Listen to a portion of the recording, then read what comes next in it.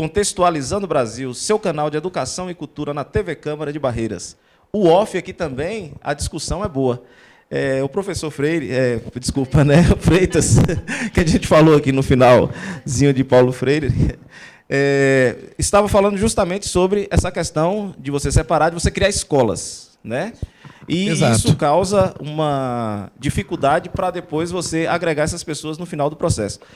Discorra um pouquinho, professor, sobre o que você estava falando, e aí a gente retoma já em cima da parte das competências. É que eu falava, Jean, da questão o que é comum, porque 60% do currículo está na Base Nacional Comum Curricular.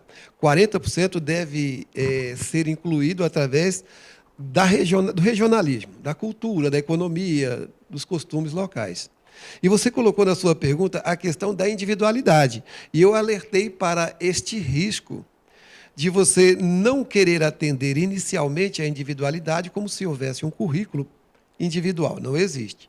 A individualidade é aquela questão de você analisar cada educando, na sua individualidade, em que ponto ele está entrando no currículo, qual é a capacidade que ele já tem. Mas a educação deve primar pela base. E como um produto dessa abordagem, que essencialmente é freiriana, eu fiz em off ainda, e refaço agora, a questão de que a educação nacional, o Sistema Nacional de Educação, começou a criar educações. Nós temos a educação urbana, a educação rural, do campo, a quilombola, a indígena, a dos assentamentos. Então, é um risco que presta um certo desserviço à educação. Porque a educação não é outra coisa senão um instrumento de pegar a todos os brasileiros, da sociedade brasileira, e dar a eles uma condição de igualdade. Torná-los iguais em competência, em conhecimento, para que, a partir daí, eles sendo iguais, eles se diferenciem pela competência e mérito de cada um. Quando você começa fazendo educações diferentes, cria hábitos diferentes, costumes diferentes, para depois você querer juntá-los, me parece uma inversão da ordem natural das coisas. Andar na contramão, né? É andar na contramão. Então, em falando em acreditar nas individualidades, em fazer isso, gastou-se muito tempo tentando educar cada um quase que num currículo individual. E o resultado hoje, não precisamos discorrer muito sobre desastroso. isso. A escola, como é que era? Que teve o de Freire, né, também, que seria o positivismo, não sei o que, todas aquelas... Construtivismo, né? Que era uma teoria que todo mundo usou como se fosse um currículo, né, praticamente. Mas é bom que se evite falar mal do construtivismo. A abordagem construtivista de construção do conhecimento é muito boa. Agora, o mau uso dele, como de qualquer outra coisa que você faça mau uso, vai trazer prejuízo. Verdade. Mas o construtivismo foi mal interpretado desde o princípio. E aí eu concordo quando se diz que é uma teoria belíssima. Mas, infelizmente, houve uma inversão. Quando se fala em lúdico, entendeu-se de que a criança ela só precisa brincar. Deixe ela livre, porque ela aprende sozinha, ela não precisa de uma condução. O menino já pensou, né, jogando carteira na sala de aula, tal, aquele então, ator está aprendendo o quê ali, né? Toda essa inversão, infelizmente, trouxe um prejuízo muito grande, né? Resultado disso, nós temos hoje alunos que têm uma dificuldade terrível em relação à leitura, à interpretação, à escrita, a matemática, que é uma defesa muito grande que o Freitas faz, porque ele diz que a matemática ela vem aí muito mais importante do que a linguagem, mais ou menos dessa natureza. Não jogue para mim. Né? Mas, infelizmente, essas distorções nos trouxeram, agora, no futuro, realmente prejuízos bem significativos. Só esclarecendo, me permita, ela faz essas armadilhas para a gente. Nós debatíamos hoje mais cedo, porque ela é linguista, ela é formada, licenciada em língua portuguesa. Eu, embora seja pedagogo, mas eu não me lembro o autor agora que disse, mas a gente pensa matematicamente e depois faz uso dos meios de comunicação, a linguagem, para poder comunicar. Então, uma sociedade, uma escola que não tem esta preocupação com o ensino da matemática, o ensino mesmo de qualidade de matemática, não vai progredir. A matemática vem antes. Não dá para você esperar a pessoa crescer para poder alfabetizá-lo matematicamente. Não, Ele tem que ser na base. tem que ser lá no início, senão não Mas é um não funciona. processo conjunto, não vamos dissociá-los. Mas a matemática vem antes.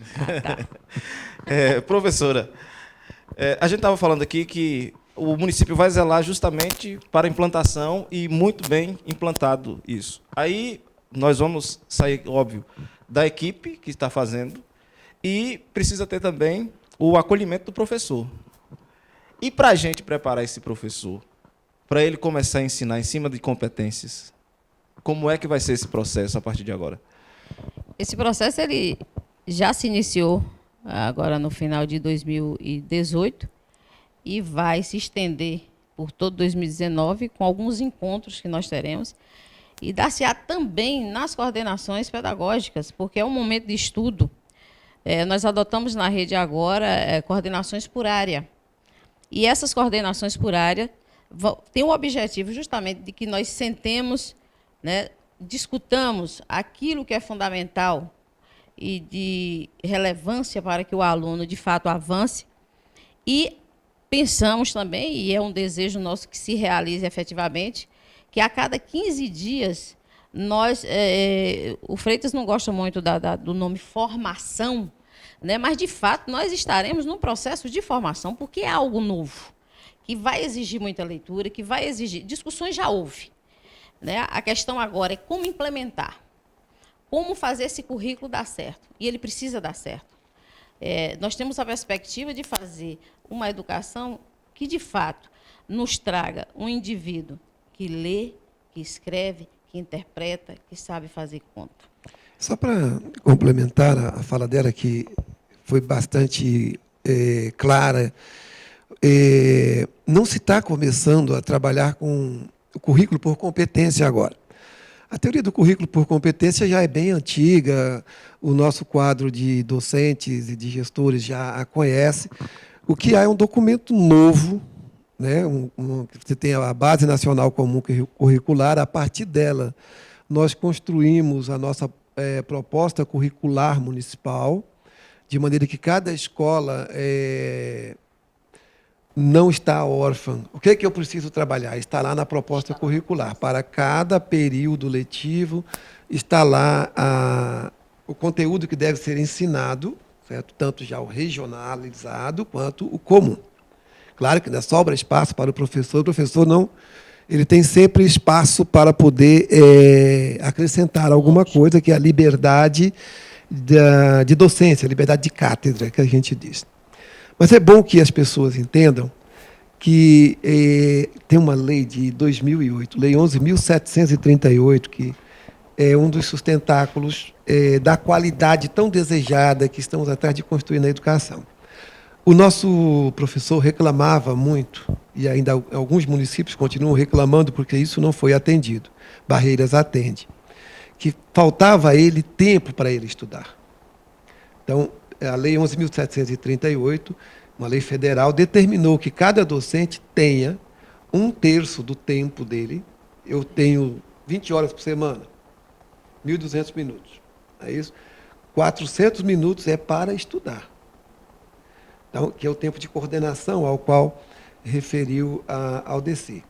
Então, já dentro das escolas, no turno de trabalho de cada profissional da educação, é reservado 1/3 do seu tempo para ele estudar, se preparar para poder implementar a política educacional que foi planejada nos diversos níveis. E você falou do ensino por competência, as 10 competências básicas da Base Nacional Comum Curricular. Se você resumir as 10, ela vai dar no que Aldeci disse. Uma pessoa que seja capaz de se comunicar, estar alfabetizada matematicamente e saber empregar o método científico. Vamos decompor elas agora. Contextualizando o seu canal de Educação e Cultura na TV Câmara de Barreiras. Só aqui você encontra discussão como essa. Já já a gente volta.